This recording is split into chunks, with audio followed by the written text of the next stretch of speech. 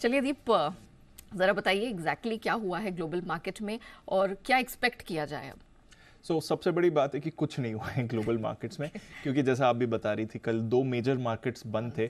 और डेफिनेटली जब हम ग्लोबल एक्शन की बात करते हैं तो सबसे बड़ी इन्फ्लुएंस वाले मार्केट है वो अमेरिकी बाजार है जो कल बंद थे। तो कुछ ऐसे बड़े संकेत वहां से निकल कर नहीं आए। अच्छी बात है कि कल भी पूरे दिन हमने देखा अमेरिकी फ्यूचर्स एक्टिव रहे।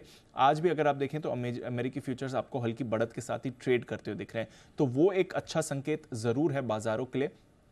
अदरवाइज अगर आप देखेंगे तो थोड़े मिले जुले इस समय आपको ग्लोबल बाजार से संकेत आ रहे हैं। अच्छी बात है कि अगर अमेरिका बंद है तो फिर बाकी मार्केट्स पर थोड़ा फोकस उस दिन ज़्यादा बढ़कर आता है। तो जापान के बाजार फॉर इंस्टेंस ले लीजिए, कल हमने यहाँ पर एक अच्छी बढ़त देखी थी बट आज सुस्ती आ रही है।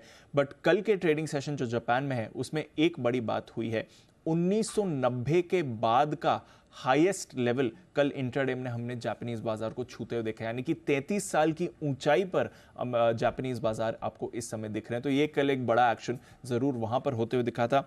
कोरिया के बाजार में भी लंबा वीकेंड था, उसके बाद आज खुले तो वहां पर थोड़ा पॉजिटिव एक्शन है। ये हफ्ता कोरिया के लिए इंपॉर्टेंट है क्योंकि कई सारे इंपॉर्टेंट डेटा क्यूज आने वाले हैं, तो वहां से थोड़ा एक्शन मिल सकता है। चीन और हांगकांग पर आपको रखनी है नजर, क्योंकि कल हांगकांग के बाजार में हमने लगातार 5वें दिन गिरावट आती हुई देखी थी। ट्रेड डेटा इनका थोड़ा सुस्त आया था, आज कैसा रिएक्शन है ये इंपॉर्टेंट रहेगा। चीन के बाजार ऑलमोस्ट बेयर मार्केट टेरिटरी में आपको आते हुए दिखे हैं, ये एक इग्नोर्ड चीज रही है पिछले कुछ दिनों से, बट चीन के बाजारों में लगातार प्रेशर दिख रहा है। तो आज देखते हैं वहां पर कैसा आपको ट्रेंड मिलता है। तो थोड़े एशियन मार्केट्स पर भी हमारा फोकस गया है कल, क्योंकि यूएस बंद था। इसके अलावा यूरोप यूके में तो के बाजार बंद थे, बट फ्रांस और जर्मनी में एक्शन था, थोड़े और मार्केट्स में एक्शन था। थोड़ा मिला जुला कारोबार ही यूरोप के बाजारों से रहा है। आज कंज्यूमर कॉन्फिडेंस डेटा आने वाला है यूरोप का, तो ये इंपॉर्टेंट फैक्टर रह सकता है जिस पर वहां के बाजार का फोकस रहेगा।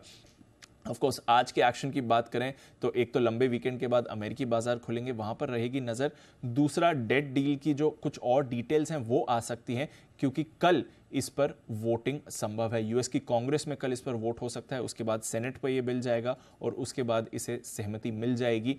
बाजार इच्छुक हैं कि कोई परेशानी नहीं आनी चाहिए, कोई अड़चन नहीं आनी चाहिए इस कर्ज डील के बिल को पास करने के लिए। हालांकि डेमोक्रेट और रिपब्लिकन दोनों पार्टीज के कुछ सदस्यों ने नाखुशी जताई है, कह रहे हैं कि बहुत सारे कंसेशंस आपने दे दिए या फिर कुछ गाइडलाइंस हैं, कुछ कंडीशंस हैं जो बहुत स्ट्रिक्ट हैं। तो आवाजें थोड़ी वैसे आ रही हैं, बट एक्सपेक्टेशन बाजार की यह है कि जब इसको फाइनली वोटिंग के लिए डाला जाएगा तो यूएस कांग्रेस और यूएस सेनेट में कोई परेशानी आनी नहीं चाहिए। तो उस इच्छा के साथ ही बाजार आपको आगे बढ़ते हुए दिख रहे हैं। कमोडिटी बाजार जैसे आपने कहा ज्यादातर दायरे का ही ट्रेड होते हुए दिखा है। थोड़ा दबाव हमने आते हुए देखा है क्योंकि डॉलर इंडेक्स मजबूत है, अभी भी 104 के ऊपर आपको कायम होते हुए दिख रहा है। कच्चे तेल में हल्की बढ़त जरूर हमने देखी है, कर सीमा के बाद हमने एक ऑप्टिमिज्म आते हुए देखा था कमोडिटी बाजार में, वो रहा है। हालांकि कल यूएस के वॉल्यूम्स मिसिंग थे। इसके साथ ही हमने देखा है कि सोना और चांदी लगातार प्रेशर बना हुआ है, अभी भी वो प्रेशर आपको दिख रहा है। कल एलएमई तो बंद था क्योंकि यूके के बाजार बंद थे, बट शंघाई में हमने बेस मेटल्स में थोड़ा एक्शन देखा, स्पेशली जिंक और कॉपर, जहां पर 2 से 2.5% की तेजी आती हुई दिखी, तो उसका भी एक रिएक्शन आ सकता है। हालांकि कल हमारे बाजार में मेटल स्टॉक्स एक्टिव आपको दिख ही रहे थे। तो ओवरऑल नेहा अच्छे संकेत आ रहे हैं यूएस डेट डील के बाद। ऑफ कोर्स वीकेंड के बाद आज कैसे बाजार रिएक्ट करते हैं वो इंपॉर्टेंट रहेगा, बट अभी तक कोई ऐसी चिंता या परेशानी वाली बात निकल कर आ नहीं रही है। चलिए, so no bad news is actually a good news. तो उम्मीद करते हैं कि हमने जो कल एक धमाकेदार प्रदर्शन दिखाया था वो आज भी जारी रहेगा। धन्यवाद दीप, वो पूरी डिटेल दर्शकों के सामने रखने के लिए।